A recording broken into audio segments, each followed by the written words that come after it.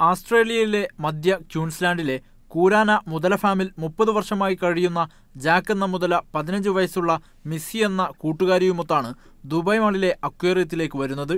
5 മീറ്ററാണ് ജാക്കിന്റെ നീളം. ജാക്കിന്റെയും കൂട്ടുകാരിയുടെയും Dubai മാളിലേക്കുള്ള കൂടുമാറ്റം Australia മാധ്യമങ്ങളാണ് റിപ്പോർട്ട് ചെയ്തത്. മുതലകളെ സിംഗപ്പൂർ എയർലൈനിലായിരിക്കും കൊണ്ടുവരികയെന്ന് റോക്ക്ഹാംപ്ടൺ മോർണിംഗ് ബുള്ളറ്റിൻ റിപ്പോർട്ട് ചെയ്തു.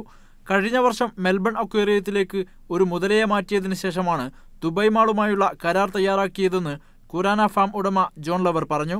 എന്നാൽ മുതലകൾ എത്തുന്നത് സംബന്ധിച്ച് ദുബായ് മാൾ അധികൃതർ ഒന്നും പ്രതികരിച്ചിട്ടില്ല. ദുബായ് അക്വേറിയം വിവിധയിനം ജീവികളെ അടുത്ത കാലത്തായി വർദ്ധിപ്പിച്ചു വരികയാണ്. ഈ വർഷം ഏപ്രിലിൽ ദുബായ് മാളിൽ UAE രാത്രിജീവികൾ എന്ന വിഭാഗത്തിൽ നിരവധി ജീവികളെ പ്രദർശിപ്പിക്കുവാൻ തുടങ്ങിയിട്ടുണ്ട്. മൂങ്ങകൾ, വവ്വാലുകൾ, ഭീമൻ ഒട്ടകച്ചിലന്തികൾ, അറേബ്യൻ തേളുകൾ, ദോഫാർ തവളകൾ എന്നിവയാണ് ഈ വിഭാഗത്തിൽ പ്രദർശിപ്പിക്കുന്നത്. ഇവയുടെ കൂട്ടത്തിൽ സന്ദർശകർക്ക് കൗതുകം നൽകുന്നതായിരിക്കും പുതിയ അതിഥികളുടെ വരവും. Media 1 Dubai.